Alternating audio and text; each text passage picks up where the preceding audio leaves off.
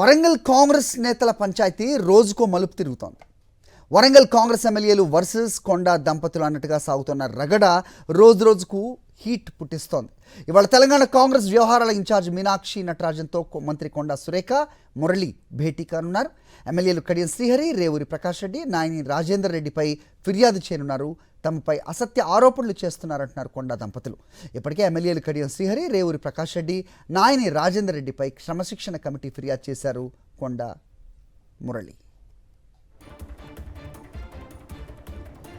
ఇదే అంశంపై అప్డేట్స్ మా కరెస్పాండెంట్ రాకేష్ ఇస్తారు. రాకేష్, చెప్పండి. సో ఓరుగల్లు రాజకీయం వేడెక్కుతోంది. ప్రస్తుతం మీనాక్షి నటరాజన్ ముంగిటికి చేరింది పంచాయతీ. సో ఏం చెప్పబోతున్నారనేది ప్రస్తుతం ఆసక్తిగా నెలకొన్న పరిస్థితి. సో ఏంటి మీ దగ్గర ఇన్పుట్స్?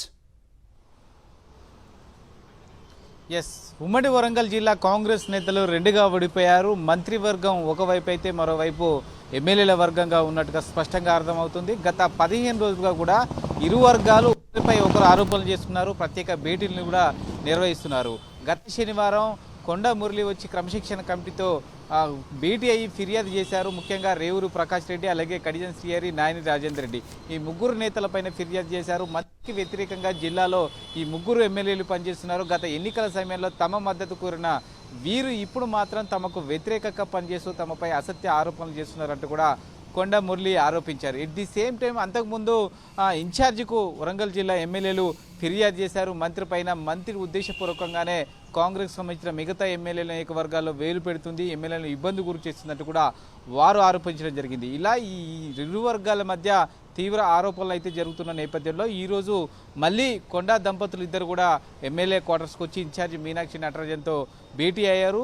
వరంగల్ ఉమ్మడి జిల్లాలో జరుగుతున్న రాజకీయ పరిణామాలు, గత 2 రోజుల క్రితం నాయని రాజేందర్ రెడ్డి క్యాంప్ ఆఫీస్లో జరిగిన భేటీకి సంబంధించిన విషయాలను కూడా ఈ యొక్క మీటింగ్లో ఇన్ఛార్జి మీనాక్షి నటరాజన్కు చెప్తున్నట్టుగా సమాచారం. గత వారమే ఇన్ఛార్జి మీనాక్షి నటరాజన్కు ఎమ్మెల్యేలు ఫిర్యాదు చేసిన నేపథ్యంలో ఒక వర్షన్ వినడం జరిగింది. దీంతో ఇప్పుడు మంత్రి అలాగే కొండా మురళి యొక్క వాయిస్ను కూడా వింటున్న పరిస్థితి కనబడుతోంది. ఫైనల్గా ఏం డిసిషన్ తీసుకుంటారని చూడాలి.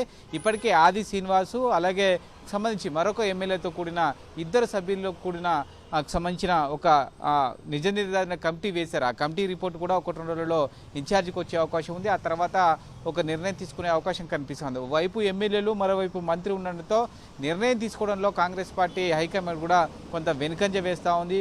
బీసీకి సంబంధించిన మంత్రి కావడం, జిల్లాలో కొంత పట్టు ఉండడం, మిగతా ఎమ్మెల్యేలు కూడా బలమైన వాళ్ళు కావడంతో ఎవరిపైన వేటు వేస్తే ఏం జరుగుతుందో అనే ఒక చర్చ, ఒక భయం కూడా పార్టీ హైకమాండ్లో కనిపిస్తూ ఉంది. ఎందుకంటే 1-2 నెలలలో స్థానిక ఎన్నికలకు పోబోతున్నారు.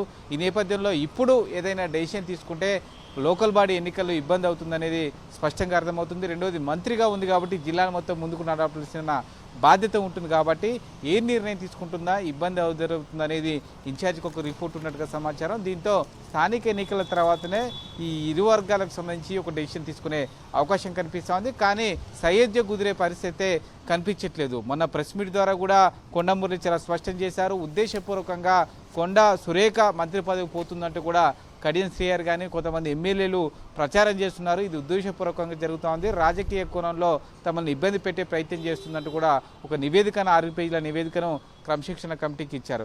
ఇలా ఇరు వర్గాలు అయితే ఖచ్చితంగా రాజకీయ ఆరోపణలు చేసుకుంటున్నారు, బహిరంగ విమర్శలు చేసుకుంటున్న నేపథ్యంలో సొంత పార్టీలో ఈ అలజడి అనేది కాంగ్రెస్ పార్టీకి నష్టం అనేది ఏఐసీసీ అలాగే పీసీసీ భావిస్తున్న నేపథ్యంలో ఒక కఠినమైన నిర్ణయం తీసుకోవాలంటూ కూడా ఏఐసీసీ ఆదేశాలు ఉన్నట్టుగా సమాచారం. కానీ స్థానిక పరిస్థితుల నేపథ్యంలో వేచి చూసే ధోరణిలోనూ మాత్రము టీపీసీసీ ఉంది. All right Rakesh.